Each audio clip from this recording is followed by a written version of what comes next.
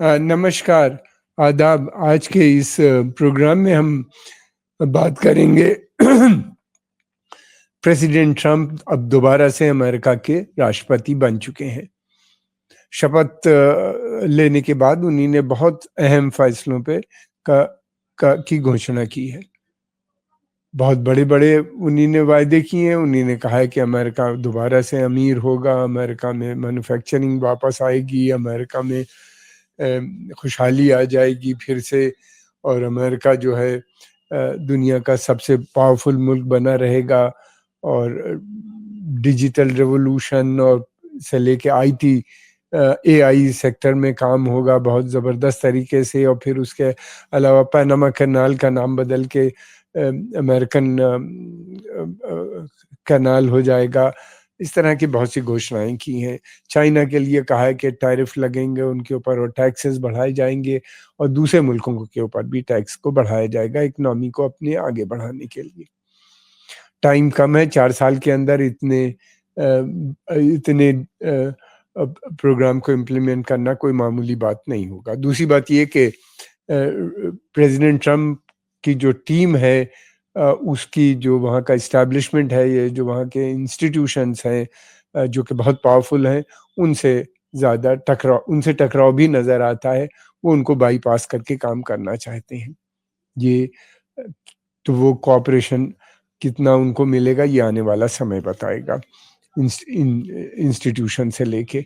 दूसरी तरफ ये भी है कि उन्हीं ने ये भी कहा है, चाइना उनका और रशिया दो बहुत फोकस रहेगा। चाइना इसलिए कि एक बड़ी शक्ति के रूप में इमर्ज हो रहा है, कंपटीटर बन रहा है अमेरिका का इकोनॉमिक ग्रोथ को लेके।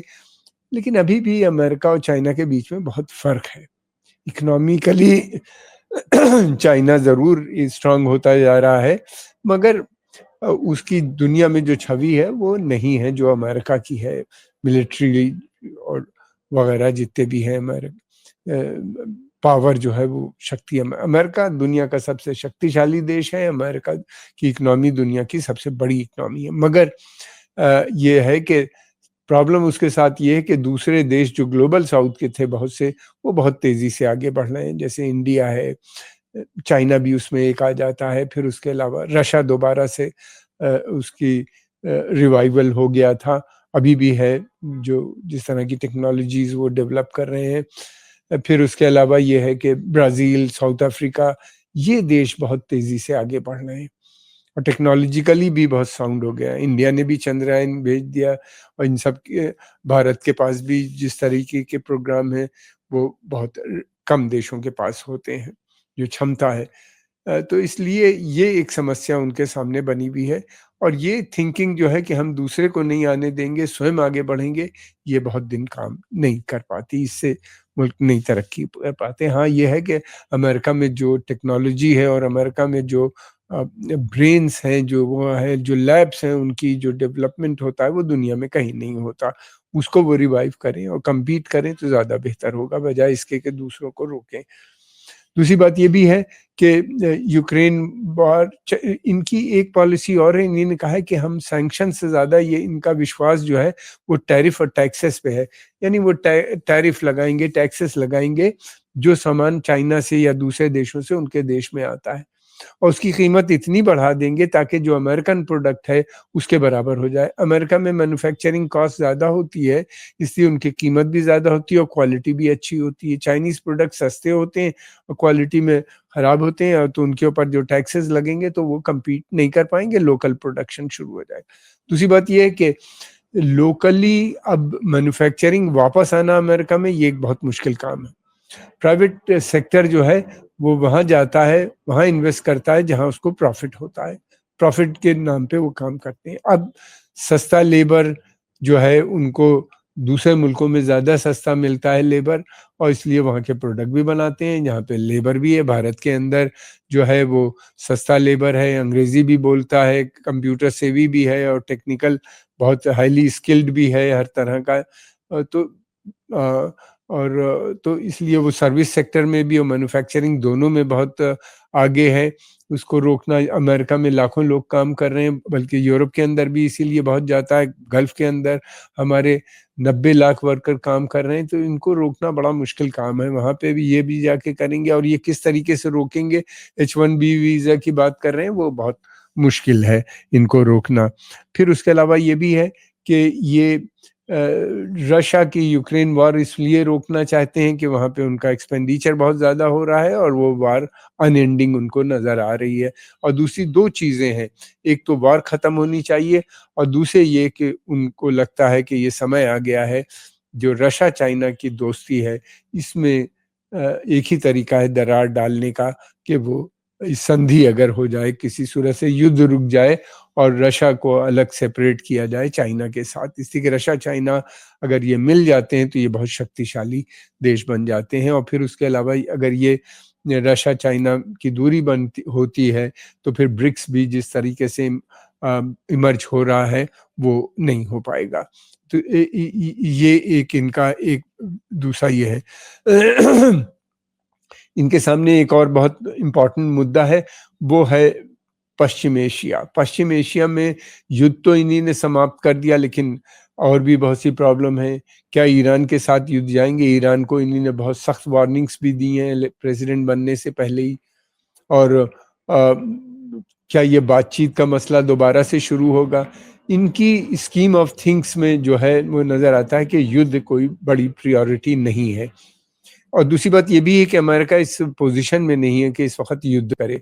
इसी के अगर युद्ध करेगा तो फिर उसका उनका जो डोमेस्टिक एजेंडा है वो बहुत सफ़र कर जाएगा। और ईरान से युद्ध होगा तो बहुत लंबे समय तक चल सकता है। ईरान की इतनी क्षमता है, अमेरिका और इजराइल की क्षमता बहुत है, लेकिन साथ में ईरान इतना तो ज़रूर कर सकता है कि तेल की सप्लाई को डिस्टर्ब कर दे। और फिर उसके अलावा ये है कि अमेरिकन ट्रूप्स जो उस क्षेत्र में हैं उनको टारगेट करने की क्षमता रखता है। तो ये कारणवश और लंबा इंगेज अगर हो जाता है तो फिर बहुत बड़ा इकोनॉमिक बर्डन पड़ जाएगा, और जो डोमेस्टिक एजेंडा है दोबारा से वो मैन्युफैक्चरिंग और डेवलपमेंट की, अमेरिका को दोबारा से एक सबसे एक रिच देश बनाने की जो उन्हीं ने बात की, एक बड़ा दोबारा से जो मिडिल क्लास सोसाइटी बनाने की बात की है, वो फिर एजेंडा नहीं रह पाएगा। तो इसलिए मुझे लगता है कि शायद युद्ध ना हो। लेकिन दूसरी तरफ इजराइल है, वो तो कहता है कि युद्ध होगा, और वो बार-बार इस बात की करता है। देखना ये है कि अमेरिका कितना प्रेशर उस पे डालने में कामयाब रहते हैं। क्या ये नेतन्याहू सरकार आगे चल पाएगी? मुझे नहीं लगता कि नेतन्याहू अब प्रेज़िडेंट रह पाएँगे ज़्यादा समय तक, इसलिए कि इन दोनों के बीच में काफ़ी डिफरेंसेस नज़र आते हैं। और अगर डिफरेंसेस की वजह से लेकिन ये है कि जूइश लॉबी बहुत स्ट्रॉन्ग है, बहुत पावरफुल है, और इनकी जो इनर सर्किल है उसमें भी बहुत से जूइश लॉबी के लोग हैं, समर्थक हैं, तो इसलिए कुछ कहना जल्दी होगा। ये है कि ये आने वाला समय बताएगा। लेकिन दूसरी तरफ ये भी है, इनका जो बेसिक प्लान है ट्रम्प का, कि अमेरिकन ट्रूप्स को वेस्ट पश्चिम एशिया से बुला लेना और वहाँ के ऊपर इज़राइल के ट्रूप्स चले जाएँ और इज़राइल उनको प्रोटेक्शन प्रोवाइड करे, जैसा कि पहले अमेरिका करता था। और इसीलिए उनकी कोशिश ये है कि सऊदी अरेबिया को किसी भी सूरत से जो उनका अब्राहम अकॉर्ड है उसका हिस्सा बनाना, यानी कि सऊदी अरेबिया और इज़राइल के बीच में अच्छे संबंध बनाना, और ताकि सऊदी अरब से उनका ट्रेड भी हो जाए इज़राइल का बड़ा, और इन्वेस्टमेंट भी दोनों जगह पे आने लगे, और सऊदी अरबिया को इज़राइल प्रोटेक्शन भी दे। सऊदी अरेबिया अगर ज्वाइन करेगा तो फिर खाड़ी के दूसरे देश ही नहीं बल्कि इस्लामिक बहुत से देश इज़राइल को ज्वाइन करेंगे। और इज़राइल को वो चाहते हैं कि अमेरिकन पॉलिसी भी यही है कि इज़राइल के संबंध अरब देशों से हो जाएं, और पैलेस्टाइन के मसले जैसा चल रहा है वैसे ही चलता रहे, यानी पैलेस्टाइन को बाईपास करके। अरबों को बहुत ज़्यादा फ़िक्र फ़िलिस्तीन की नहीं है, वो इस युद्ध से पता चल गया। उनके लिए जो है वो ईरान ज़्यादा बड़ा ख़तरा नज़र आता है उनको, और इस कारणवश वो ईरान के कंटेनमेंट से खुश होंगे। तो दूसरी तरफ अमेरिका की पॉलिसी ईरान को कंटेन करने की भी है, लेकिन साथ में वो ये भी कह रहे हैं कि ऑयल सैंक्शंस बहुत से लगे हुए हैं ईरान और सऊदी अरेबिया पे, जिसके कारणवश जो है तेल की कीमतें बढ़ जाती हैं। जब तेल की कीमतें बढ़ जाती हैं तो वो अमेरिकन इकोनॉमी पे सीधा उसका असर पड़ता है। लेकिन साथ में उन्होंने ये भी कहा है कि अमेरिका के अंदर काफ़ी तेल और गैस के बड़े भंडार पाए जाते हैं। हम उनको दोबारा से एक्सप्लोर करेंगे, ज़्यादा तेल निकालेंगे और दुनिया में भी बेचेंगे। लेकिन इसमें काफ़ी समय लगेगा और इन्वेस्टमेंट की भी प्रॉब्लम आ सकती है, आएगी आने वाले समय में। दूसरा ये है कि डेट बहुत है उनके यहाँ, अभी भी $36 ट्रिलियन के करीब है, लगभग इसी तरह का है, खबर आ रहा है। और उनका जो जीडीपी है वो $29 ट्रिलियन की है और उनकी इकोनॉमिक ग्रोथ जो है अमेरिका की वो 2.5% है, इन्फ्लेशन 3% है। तो ये उसको कट करना चाहते हैं। इकोनॉमिक सुधार पिछले कुछ दिनों में हुआ है, समय में हुआ है। पैंडेमिक यानी कोरोना काल की वजह से उनकी इकोनॉमी के ऊपर भी काफ़ी असर पड़ा था। एक कारण चाइना से रिश्तों का बिगड़ने का ये भी है कि वो अ, इ इसीलिए डब्ल्यूएचओ से उन्होंने की मेंबरशिप से वापस ले लिया है, अमेरिका ने अपने को विथड्रॉ कर लिया है डब्ल्यूएचओ से, वर्ल्ड हेल्थ ऑर्गेनाइजेशन से। उनके ऊपर उसने ब्लेम किया है कि उन्होंने ठीक से इन्वेस्टिगेट नहीं किया ये जो कोरोना वायरस था, जो चाइना से आया था। तो चाइना घूम फिर के आता है। दूसरी चीज़ ये भी है कि इनकी पॉलिसी में चाइना कंटेनमेंट जो पॉलिसी है, उसमें साउथ चाइना सी और जो है और इंडो पैसिफिक क्षेत्र जो है ये बहुत इम्पोर्टेंट हो जाएगा, जहाँ पे भारत का एक बड़ा रोल नज़र आता है। भारत जो है इन उसमें मैं समझता हूँ कि काफ़ी बड़ा रोल प्ले कर सकता है। भारत के साथ संबंध अच्छे हैं प्रेसिडेंट ट्रम्प के, और फिर हमारा जो उनके साथ ट्रेड है वो 191 बिलियन डॉलर के करीब है, और बल्कि 192 ये 2022 की मैं फिगर बता रहा हूँ, अब और बढ़ गई होगी। और फिर उसके अलावा ये भी है कि एक्सपोर्ट्स जो है हमारा $83 बिलियन का है, इंपोर्ट $48 बिलियन का है। तो हमारा एक्सपोर्ट ज़्यादा है अमेरिका में, इंपोर्ट कम है, इसके ऊपर प्रेशर। फिर क्षमता जो है भारत के एक्सपोर्ट करने की वो बायलैटरल ट्रेड की, यानी दो पक्षीय ट्रेड की दोनों देशों के बीच में, वो लगभग $500 बिलियन की कही जाती है, जो कि अब बढ़ गई होगी, आज से 4 साल पहले की ये फिगर है। तो इस तरह से भारत उनके उसमें बहुत इम्पोर्टेंट हो जाता है। प्रेसिडेंट ट्रम्प स्वयं एक बिजनेसमैन है और वो एक अमेरिका को एक बिजनेस पॉइंट ऑफ व्यू से देखते हैं कि किस तरीके से वहाँ पे बिजनेस को बढ़ाया जाए, टैक्स को कम किया जाए, इंडस्ट्रीज को स्टिमुलस पैकेजेस अगर ज़रूरत पड़े तो दिया जाए, और ताकि वहाँ के ऊपर बाहर से भी इन्वेस्टमेंट आए कुछ इंडस्ट्रीज़ में, और फिर उसके अलावा ये है कि काफ़ी राहत मिले, नए मकान बने ताकि वर्किंग क्लास को भी मकान मिल सकें। बहुत से लोग उससे उस नेट से बाहर आ गए हैं। इस तरह की बातें वो करते रहते हैं। पाकिस्तान के साथ उनके संबंध कितने अच्छे होंगे ये आने वाला समय बताएगा। इसलिए कि पाकिस्तान की जो दो नीति है वो चाइना और अमेरिका के बीच में फंसा हुआ है, किधर जाएगा ये आने वाला समय बताएगा। लेकिन ये है कि वो पाकिस्तान को अबेंडेंट अमेरिका नहीं करना चाहता। एक वो बड़ा एक लोकेशन है उसकी वहाँ से ईरान के बॉर्डर मिलते हैं, अफ़गानिस्तान के बॉर्डर मिलते हैं, इसलिए बहुत इम्पोर्टेंट हो जाता है। अफ़गानिस्तान से उनकी कोशिश होगी कि दोबारा से संबंध अच्छे हों, और हो सकता है कि वहाँ के ऊपर इन्वेस्टमेंट भी अमेरिकन कंपनीज़ वहाँ पे इंटरेस्ट काफ़ी इच्छुक हैं वहाँ पे इन्वेस्ट करने के लिए। उनके पास लगभग $2 ट्रिलियन के असेट्स वो हैं, नेचुरल रिसोर्सेज हैं, और जिसके ऊपर नज़र चाइना की बहुत है। चाइना उनको एक्सप्लोर भी कर रहा है, तो इसलिए शायद अमेरिकन कंपनीज़ भी वहाँ पे इन्वेस्टमेंट के लिए चाहती हैं। और फिर दूसरी बात ये कि उनकी कनेक्टिविटी अफ़गानिस्तान की तुर्कमेनिस्तान से है, वहाँ पे उनका पहले से प्रोग्राम था कि gas pipeline Turkmenistan Afghanistan, Pakistan, India TAPI pipeline उसको दोबारा से रिवाइव करने की भी बात पहले हो चुकी है। अब कहाँ तक होगा, इन्वेस्टमेंट की बहुत ज़रूरत है। ये है कि उन्हीं ने जो अपॉइंटमेंट्स किए हैं, मार्क रूबियो और उसके अलावा वॉल्ट्स का ये सब लोग जितने हैं ये संबंधी भारत से अच्छे संबंध बनाने के लिए इच्छुक रहे हैं। इन लोगों ने काफ़ी बातें की हैं पहले आने से भी पहले। मार्क रूबियो वहाँ के फॉरेन मिनिस्टर यानी मिनिस्टर ऑफ स्टेट के रूप में बन चुके हैं। अपॉइंटमेंट इनका कंफर्म हो चुका है और बाकी अपॉइंटमेंट अभी बाकी हैं। सेनेट और कांग्रेस दोनों में रिपब्लिकन पार्टी यानी जो प्रेसिडेंट ट्रम्प की पार्टी है उसको बहुमत प्राप्त है, इसलिए जिसका भी नॉमिनेशन होगा उसको कंफर्मेशन इन जगह से यानी उनकी जो पार्लियामेंट आप समझ लीजिए जो है सेनेट जो है या जो कैपिटल हिल है वहाँ से उसको उसको मान्यता प्राप्त हो जाएगी।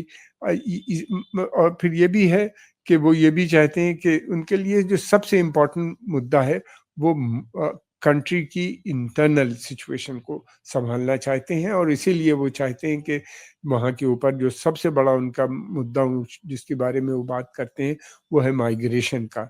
वो चाहते हैं कि माइग्रेशन जो आ रहा है लैटिन अमेरिकन साइड से मैक्सिको बॉर्डर पे फेंस की बात क्या बल्कि दीवार उठाने की बात कर रहे हैं और फिर ये भी कह रहे हैं कि वहाँ से जो इलीगल माइग्रेंट हैं जो मिलियंस में हैं उनको हम फ़ौरन निकालेंगे और मुल्क से बाहर निकाला जाएगा। ये भी एक बहुत बड़ा मसला है इसलिए कि ये जो माइग्रेंट हैं ये सस्ता लेबर भी होते हैं। इलीगल ये फार्म सेक्टर में अधिकतर काम करते हैं तो इनको निकालना से एक दूसरी बड़ी समस्या भी खड़ी हो सकती है। बहरहाल उनके एजेंडा में ये है कि वो माइग्रेशन को बंद करेंगे और H1B वीज़ा की भी बात वो शुरू में कर रहे थे कि उसके ऊपर बहुत सख्ती लगाएंगे, लेकिन अब वो इस बात पे राज़ी हो गए कि दूसरे मुल्कों से जो उनके यहाँ ब्रेन आ रहा था, जो इंटेलेक्चुअल्स आ रहे थे या टेक्नीशियंस या इंजीनियर्स, डॉक्टर्स और जो आ रहे थे रिसर्चर्स यानी आईटी सेक्टर में ख़ास तौर से वो जारी रहेगा। तो यानी भारत से जो आईटी सेक्टर में लोग जा रहे थे उनको रोकना उनके लिए मुश्किल होगा क्योंकि वो बहुत अच्छे और बहुत उससे अमेरिकन इंडस्ट्री को बहुत फ़ायदा है और कंपैरेटिवली सस्ते भी हैं वो वहाँ पे। हाँ, हो सकता है कि उनके परिवार वालों पे कुछ शर्तें ये शायद लगाएँ आने वाले समय में। देखना ये है कि अब वो प्रेसिडेंट बन चुके हैं, वायदे उन्हीं ने इलेक्शन कैंपेन में बहुत किए थे, बहुत सी चीज़ों पे किए थे, प्रेसिडेंट बनने के बाद मुश्किल होता है, बहुत सी समस्याएँ भी आती हैं, अब वो उनको किस तरीके से टैकल करते हैं, वो समय बताएँगे। एजेंडा उनका बहुत बड़ा है जो कि पूरा करना 4 साल के अंदर मुश्किल काम होगा किसी भी प्रेसिडेंट के लिए। हम आपके आभारी हैं, आपने समय निकाल के इसको देखा। अगर आपको पसंद आए तो इसको लाइक कीजिए, सब्सक्राइब कीजिए और आगे प्रमोट भी कीजिए। आपका बहुत-बहुत धन्यवाद।